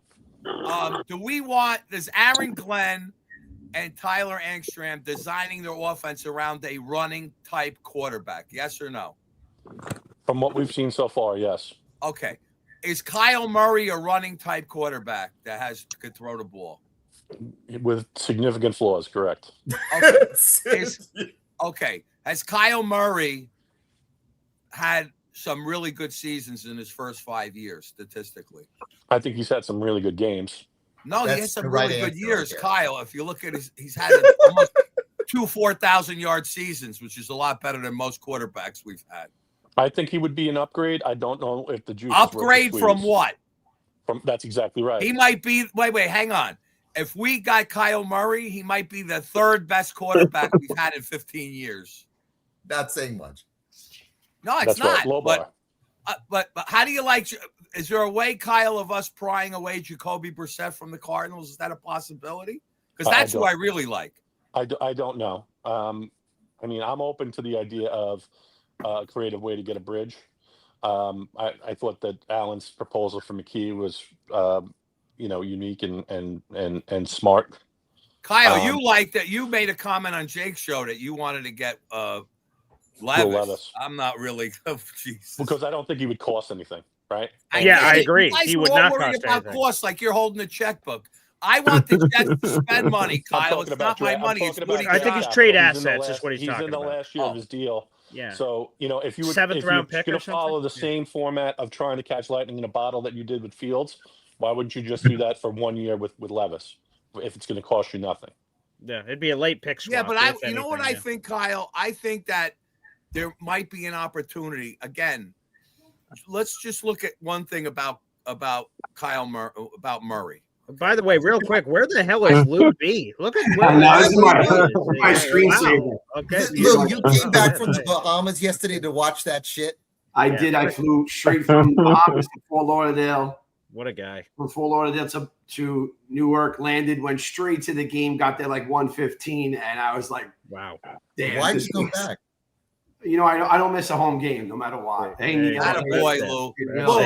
Alan, you wouldn't understand what a fan is. I think Lou B is a phenomenal guy. I think he's. Thank you. I think him sitting out there to watch that, I give him a lot of credit. Hey, everybody, we all wouldn't do that. I want to be there for when they. I want to be the guy that was there when they were losing because I will be there when they win. Hey, Bill, let me ask you a question. How long have you been watching the Jets? When's your first Jet game? What year? Me, early 70s. Okay. I'm 68, 1968. I was at the championship with the Raiders in person. But let me just say this to you. Nobody deserves it like me, okay? Because I've been doing it long and suffering more than everybody. Most people combined. You and other Jet fans in the same boat. I'm not going to assume that you're the only one in that boat. Oh, no, I will say, but there's very few of us, Bill. Bill, let's put it this way. There's very few of us that are, let's restate that. I'm still an optimistic Jet fan after watching this team for 56 years. That is so goddamn hard to do. And, being loyal to this team after what they do to us year in and year out, man, I tell you, it's the hardest thing I have in my life. But the Jets, all of us guys, are a kid. It's like it's not like a wife. A wife you could divorce. A kid is your kid for life. Neil, I want to make one comment. Alan left his kid at the side of the road. I did. No. You did, Alan. You're not a Jet fan. I'm not. I appreciate that. Okay. All right. Alon says he has one more point. One comment, and I gotta go. Okay. Yeah. Alan, I have a question for you before you go. Entire crew. Okay. If you call up, let's say Tennessee has the number 1 pick. and they say, we want 3 number ones to move up for the only quarterback in this draft. Okay. Neil, would you do that? Where are we picking? Are we picking We're 3 picking or are we 6. picking 7? Let's say we're I don't picking know. 6. I don't see. Here's the problem, Alan. Draft capital is going to be determined on where we're picking and No, where it's our not, pick is because for it's the going to be Colts, one right, Kyle, quarterback in the draft. Kyle, is that Yes. is determine what we give up to get number 1 is where we are in the draft and where our Colt pick is or not? Well, it's going to be part of it. It's going to be our pick, right? And then the other picks will be based on where these other teams finished. But I'm saying if we're picking number 3 and we have the Colts pick, say it's 18, and we only have to go up 2 spots to get the number 1, and it might just cost you 3 and 18. Are we going to have to give up the farm still? I don't think we will. I would be reticent to give up 3 and 18 to go to 1. I totally agree. Oh, come on. For I Mendoza, can't. if he's the only quarterback? We have too many holes on this team to Why couldn't fill. you do that jump Again, for the two, holes for are two not going to be twos, filled, Neil? Bill, by rookies in the fucking No, no, second, third round. but it's a mix of both rookies and free agents and whatever trades you make. It's a combination of them all. If we sacrifice our all our draft picks, all we have then is to hope that the free agents and trades we make are the right ones and these guys fit in. Alon, I know you have to go. We have 3 1s next year and 2 1s now. To give up a 1, swap a 1 with say we're number 3. We swap a 1 to number 1. We give up the Colt pick, which we got for nothing for Sauce Gardner, and maybe we give up one of our 3 1s next year. Is no not the end of the way. world. Wow. Neil, Okay. you are nuts. Neil, you're nuts. Hey, There's no chance.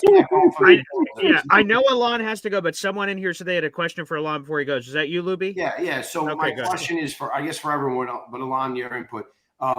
What team will not trade with us is the key here, right? Which Cleveland, is Vegas, like maybe? Tennessee, The Patriots. Ravens, Giants. The Giants. Or they might trade The with us. Giants? They'll Come on, ask the for the Giants would do moon. it. No, that's what I'm worried about, because right now, let's be realistic. They're going to try for Mendoza, right? They are. Sure. The Yeah. homework is done. The homework is done. He passed the test with Ohio, I think, for at least. But I do think Jet fans that I was sitting around, everyone's talking about Mendoza, right? Yeah. So now, what team do we have to worry about this week to win, to lose? That's the craziness, right? All that. Yeah. What I team think do the you think 3 will trade with teams us they the got to worry least? about are the Raiders. But I don't even know if the Raiders would draft him, because they have a coach who's 73 years old, and I'm not sure he really. I think he gets fired. He wants to go. He might get fired. I don't know if they go the rookie route. Maybe the Browns, unless they really think that they have something in Shador. They have an and extra the pick, don't they? Giants. They do. The Jacksonville first rounder, Kyle. Yes. Boy, it would have been nice to get Shador as a 5th rounder last year just to fill. Have a good one, guys. All right, thank you, Take care, Alon. Al. Appreciate that. Kyle, Thank you wouldn't very that have much. been a good move, getting Shador instead of Mayuga as a linebacker? I think it probably would have been worth it. It would have been good value.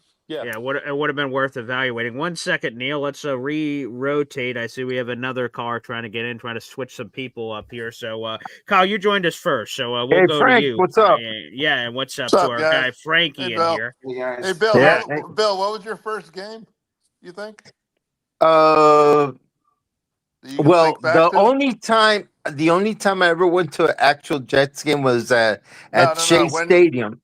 When did you But, first watch? When did you first start watching them? Did you say who's the quarterback when you watched? I'm gonna say, definitely I saw Namath. So it was 70 or 71.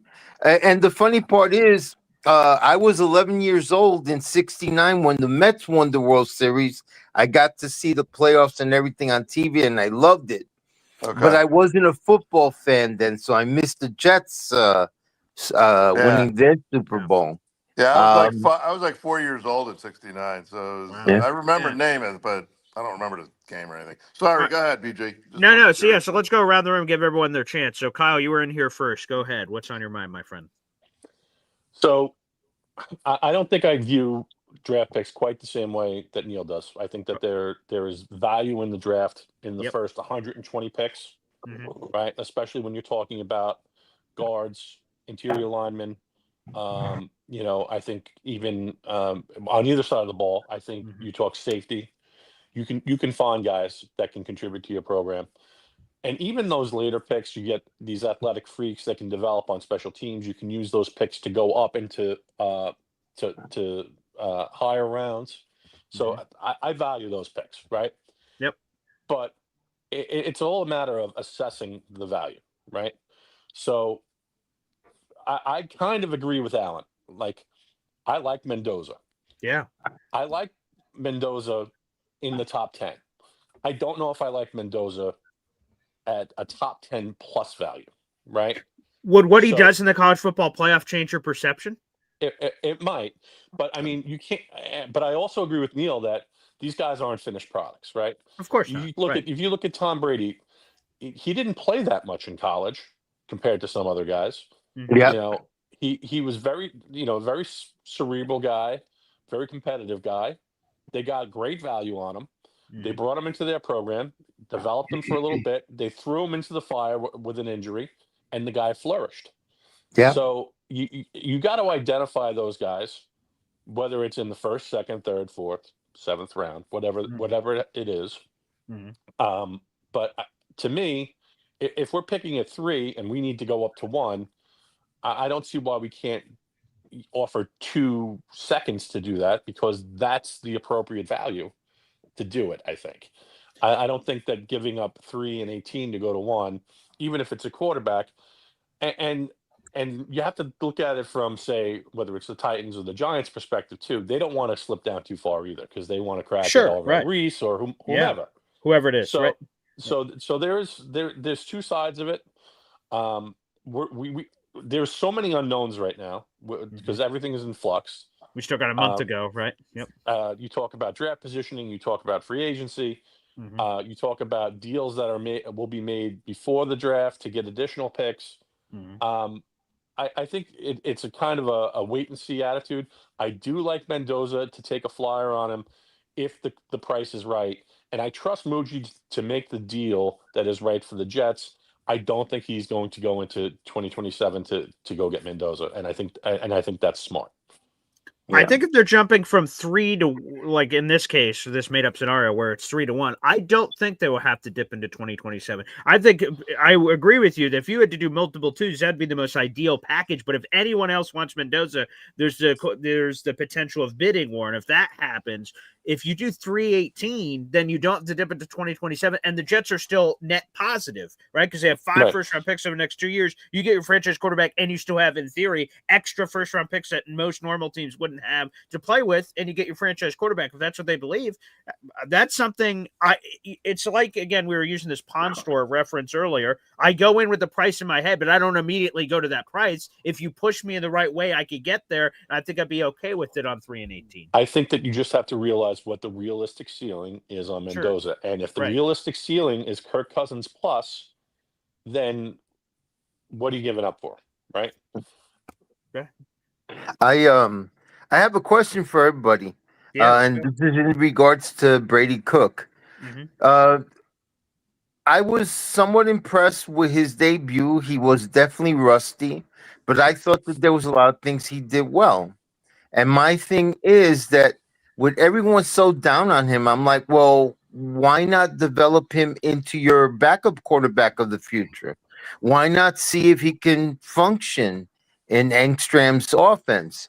Because if he does, wouldn't it be nice to have a backup quarterback who's south of 35 for a change? You know, like holy shit, with all these older guys, it's crazy. Well, I'll be honest. The only go ahead, Frankie. No, I agree with you that we don't know what Brady Cook is. I mean, we saw half a game. I mean, it's not really fair to the kid. I mean, I don't. People are saying, "Oh, he's done. He sucks." I mean, come on. Then why have him on the roster at all unless you truly believe that this kid has the we potential? Don't know. My point is, we have no idea what we got. Let's let him start the last 4 games. Let's see if he's what he does, if he's developing. Let's see what kind of ball he throws.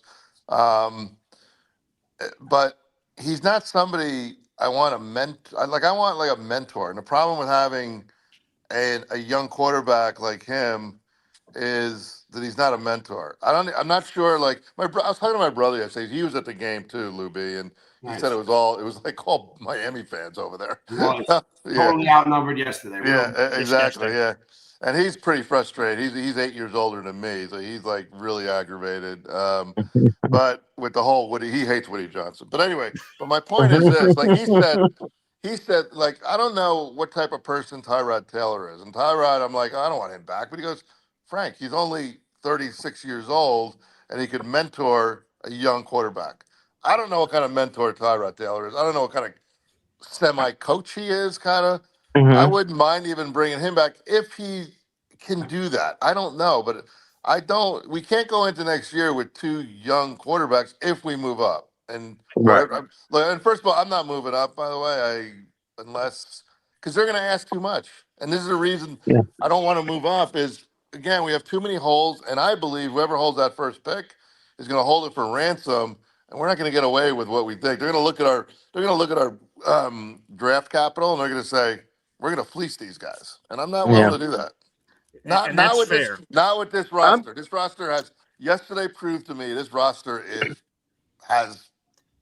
I mean, we got problems, dude. Yeah, I'll tell you this, Frankie. Go ahead. I'll let somebody else talk. Yeah, I am not bringing Tyrod back if he's the only. Like, if it's rookie Tyrod and Brady Cook, I'm not doing that because Tyrod, the fear the entire time was what just happened yesterday. He hurts his groin on the second drive of the game and he's out. And he's had so many injuries the last couple of years. That scares the bleep out of me because if it is Tyrod, Brady Cook, and let's use Fernando in this made-up scenario. Fernando, it's what happened in 2023. The Jets are like, Zach Wilson ain't touching the field. Aaron Rodgers time, baby. Oh, Rodgers hurt? All right, Zach Wilson, you're ready. And then they just throw him out there. So that's what I wouldn't like. I think Tyrod, the Tyrod thing that people talk about that I'm not in the locker room, so I don't know, but they talk about him that he's the supreme guy people go to all the time, and he's been around the league. It sounds like the veteran part, he could check that off the bucket list. And I would say on Brady, I like that he it eventually got this way. He said, fuck it, I don't know how long I'm going to be in here, and he's throwing the ball around a little bit. There you go.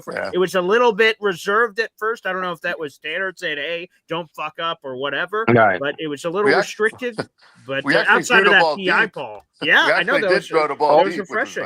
All those drop passes were driving me nuts. Yeah, that's the other thing. Mechie drops a touchdown. Mechie, come on. Even if they're slightly behind you, you're paid to adjust and make the catch.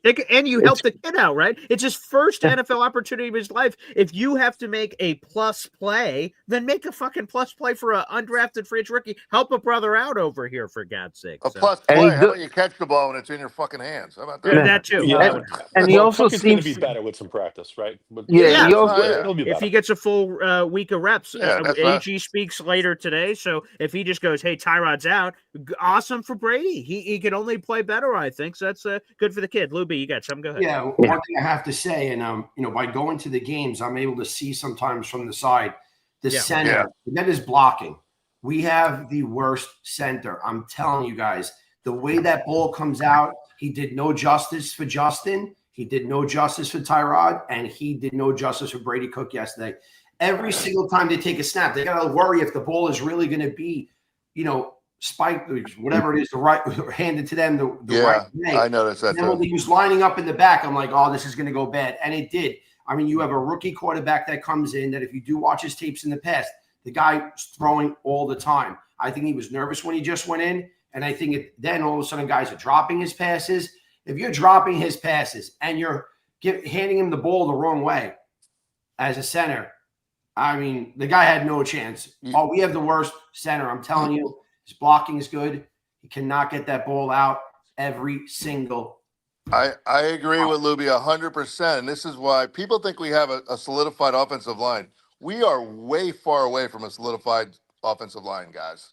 Okay? Agreed. We don't have a center. Like we don't have a center. Okay, you can say Joe Tippmann can be our center, but then we need to replace him. And Simpson, I think he's a guard. I think at this point. Okay, there you go. Yeah.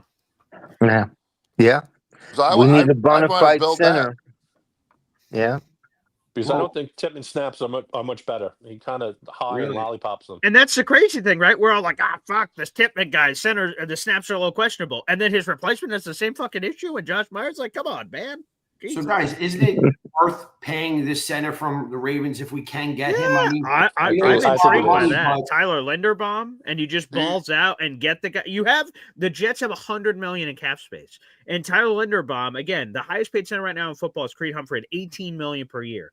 Like, Tyler Linderbaum will break the bank in terms of a center, but for us, it's going to be nothing if you look at our overall money, and it's really hard to get good players in free agency. Tyler Linderbaum, and I'll write an article about this, but it's such a unique scenario that he's become a free agent because they wanted to decline the fifth-year option because of the money. They can't franchise tag because it's $27 million. That's $9 million more than the highest paid center in football. So long story short, all that fancy schmancy bullshit talk I just said is just a unique way for a very good player to get to free agency, and if he does, the Jets are going to get outbid by very few teams in the NFL, so that would be one I would chase for sure. Do you think you'd want to come to the Jets?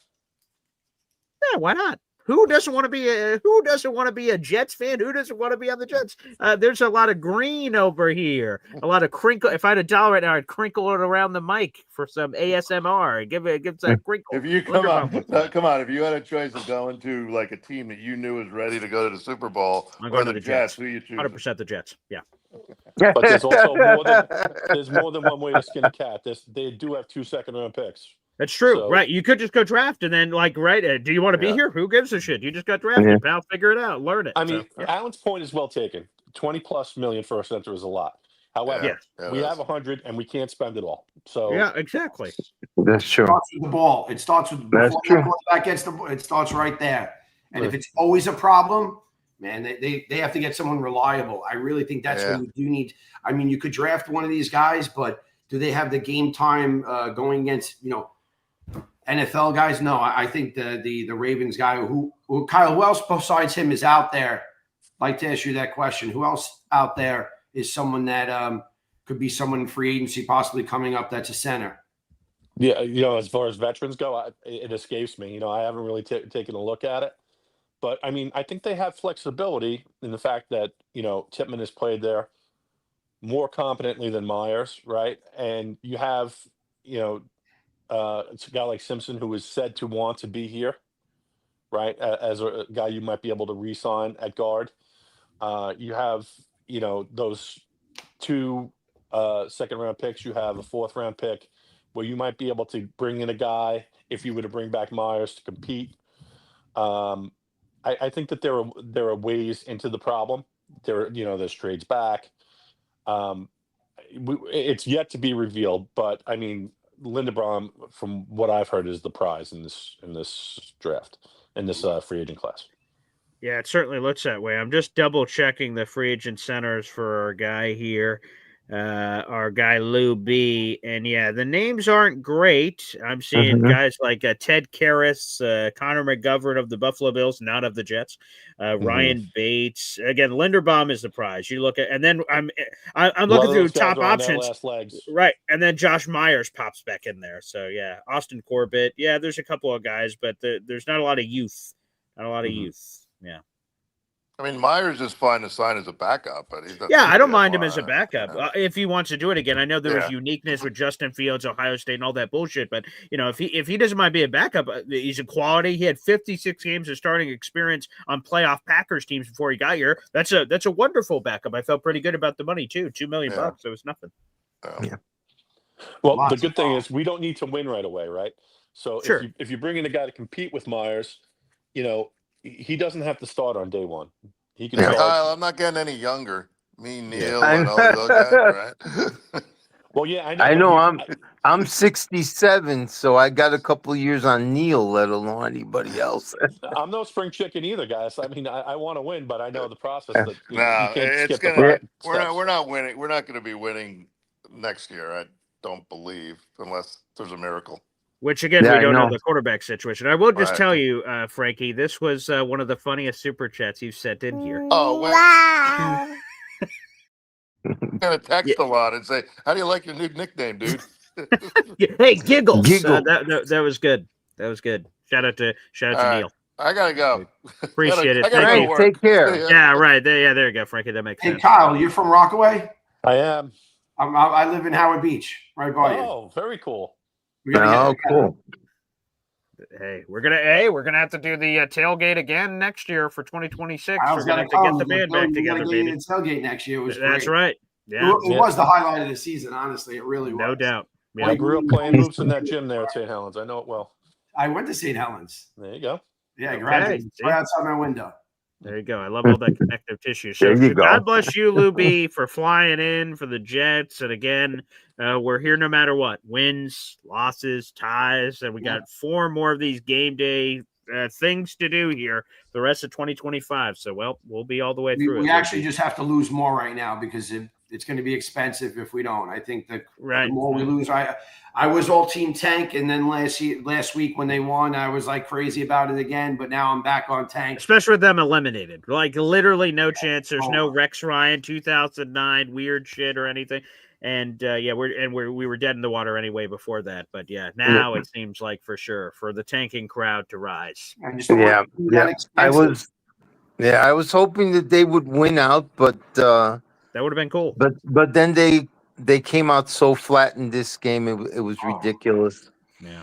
And as far as Cook's interceptions go, I think the second interception was actually a solid defensive play because he threw it right at his guy, and unfortunately he failed to contest the catch against the Miami defender.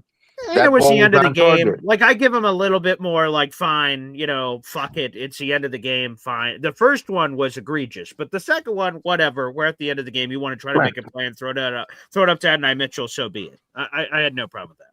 Relatively speaking. Plus, the one we got the pass interference call on, the ball actually hit our receiver. Nice job. Hey, I'm like, dude, what the hell? And I hope with more practice that Brady gives another couple of those chances, just chucks it deep. He has a decent arm. He had a couple of those ops, so I'm fine with that. Yeah, I would love to see him develop as a solid backup, if not our number one quarterback. It'd be great. It'd be like a dream that he was on our roster all along. Bill, I know you made the joke about age earlier. The thing I would just say is, hey, it's a contract. Brady Cook, if he is anything, undrafted free agents are signed to these 3-year deals for nothing money. Then they're ERFAs after that. So exclusive rights free agents. So like if Brady is anything, the Jets get him for poor hobo money for like 4 or 5 years. That would give them a unique advantage in backup quarterback money for the foreseeable future. Now he would have to do something pretty crazy, I guess, to the final month for the Jets to grant him his QB2, and he's clearly that guy. But yeah, I mean that would be a massive win for the Jets. Did you hear Williams talk about him after the game? Say that one more time. Did you hear Williams talk about him after the game? I did. Isaiah Williams, I tweeted out about it, and that he says he has this it factor, and they just know he has it. Now, I'm like, all right, if his teammates believe that, that's great. I don't know if I saw that aggressive level. I like the enthusiasm. I don't know if I saw that during the game, but hey, if his teammates believe there's something there, great. I want them to rally. It seemed like they played with a little bit of a spark when he popped in there. Hopefully they keep doing it. So I hope he's the guy the rest of the way. I don't know why he wouldn't. I like him as well next year too. Brees Hall also made some comments in favor of he did of Cook. Brees and Myers. That was nice. Yeah, that was good. Yeah, I'm interested in watching him every week. That's what I'm more excited about watching him. A new storyline, right? Yeah, Yeah, we need something to talk about. So I think just watching him and losing and making sure we lose at this point is all that we can do because I think they're going to anyway.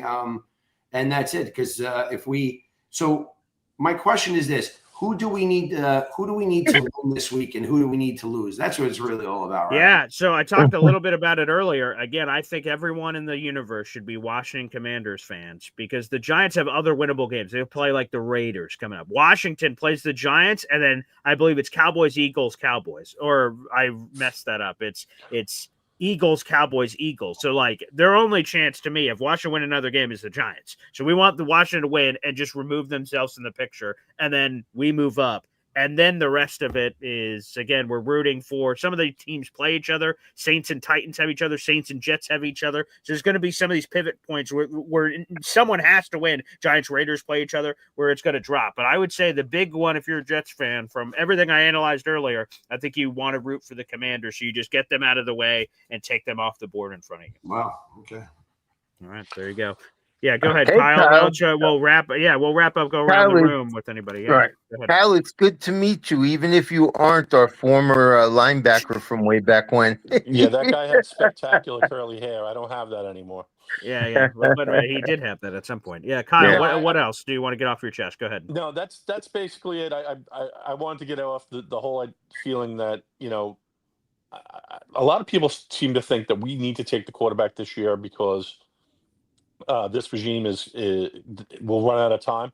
I don't think this regime is running out of time. I think they're going to be here in 2027. I just think that Woody, with his relationship with Glenn, is going to give him a chance for better, for worse. I don't know if that's the right decision. I think that they paired him with a good personnel guy. And now that he's going to be here, let the chips fall where they may. Thanks for your time, guys. I'm dropping. There you go. You're the best, Kyle. Appreciate you. All right, Bill, you're next. All right, no, just same thing. I still would like to see the Jets win out. I love my team, despite all the craziness going on around the franchise. Obviously, despite all the negativity surrounding the team, I do wish that more of the Jet fans would be more positive. Because I don't know. I just think this negativity just screws us up even outside of the football realm, if you know what I mean. So anyway, Appreciate you, Bill. Thanks for calling in, brother. Lou B, you take care. Thanks for coming in the chat. All right, there you go. Bill's the best. And Bill, make sure you come to our tailgate this year. That's going to be awesome. We're running that back, baby. It's going to be awesome. And go ahead, Lou B, the legend. Yeah, listen, as far as the tailgate, I've been thinking of some ways to make it even bigger also. Great. All right, excellent. Some stuff for the beast that it's going to enhance the experience, right? Alrighty. That fires me up, man. But, yesterday when I got there late. And I walk into 21-0, and then all of a sudden he runs that back, and I was like, "Wow!" And the fans like, "Oh, you brought the luck," and I was like, "I brought the luck," and I didn't bring the luck. We but one thing that bothered me yesterday was that there was no one on the sidelines trying to pump the guys up. No one is better than Garrett Wilson at that, right? Yeah, he goes around, and he gets the guys going. Yesterday there was none of that. They were just like, was it? The dead fish. We were the dead fish yesterday, and that was that's so annoying. I think yesterday opened up, we've been. How long have we been all saying that the defensive coordinator sucks? Like we've been saying this for a while. All year. Yeah. I don't know why, but yesterday I even thought during his press conference that he was like, "It's time." Like he takes a long time to get to a point. He's a very stubborn guy, Aaron Glenn. Obviously, he takes a long time to get to his point of realizing what everyone's seeing. Like we knew Justin was terrible maybe before he did, but I think yesterday summed it up with the defensive coordinator. I mean, the running back was running like 6 to 10 yards without getting touched every time. I mean, where were they? It's crazy. I don't know what and how bad he possibly could be, but he is terrible, the defensive coordinator. Has to happen. He's got to go. To me, my two biggest, I think the tape on Mendoza, they know Mendoza's the guy. They're going to go after him. We could all say whatever we want. The person at the register was telling me yesterday, I was buying this hat, and they were like, "Yeah, we know we're going for Mendoza." I was like hearing it from the register guy. But all right, there you go. Look, that's it, man. We just have to lose well right now because it's going to be too expensive to go from 6-1. 3-1 is much cheaper, I think, because they don't lose the guy that they want. Right. But one thing I wanted to say is, yes, sir. The other day when we saw one thing, I said 5 things. Mendoza, when they played Ohio State, those other guys, were they? I think the biggest guy shining out of the whole day was Mendoza. I didn't see like an unbelievable players in Arvell Reese and these guys. They did okay. But are those Caden Curry, I guess, was the only kid that people got a lot of love. He had 2 sacks in the game. He's an Ohio State pass rusher, but he's not considered, at least from the Mel Kipers of the world, like he's like 7th or 8th among defensive ends. So he's not that high up like a Mendoza or anything. But yeah, no, I thought Mendoza balled out. I thought, and again, in the hottest spotlight that there is, Ohio State undefeated, and to take them out and get the number 1 seed in the college football playoff, Indiana deserves all the love in the world, man. So does Mendoza. And Mendoza will sell tickets. Right, he's got 2 really big selling factors: his faith and him being Latino in the New York market. Yeah, I'm telling you, as a person who does shows for a living, I know those two factors right there can really, and we need fans in the stadium, right? It's part of it. When you're coming here and you're a player and you're playing for this team and there's more fans, booing you, it's terrible. We need fans. We need to sell tickets. And I think as an entertainment factor, there'll be a lot of tickets if Mendoza is the guy.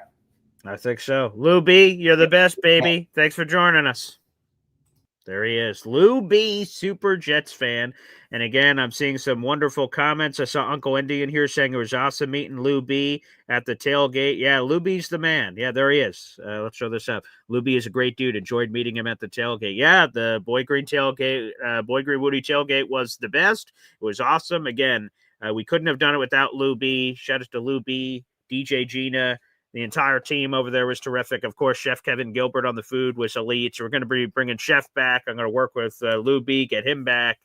Man, we're going to have an awesome time. So I can't wait for that. So better times ahead from that perspective. All right, folks. Well, thanks for joining us here for a long Boy Green Daily. A lot of fun.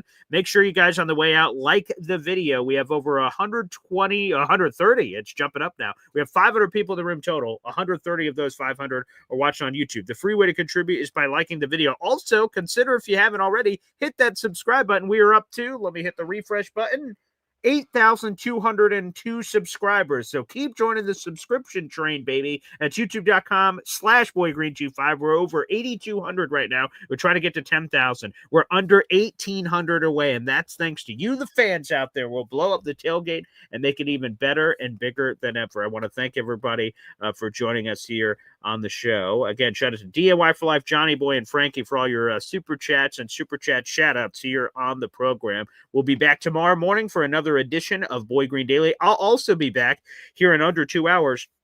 I'm hosting my live NFL show with Manchild. That will be coming up as well. So we'll talk some more NFL. You guys can join us for some more live content coming here on the program. Thanks, everybody, for tuning in. And as always, whether win, lose, or tie, go Jets.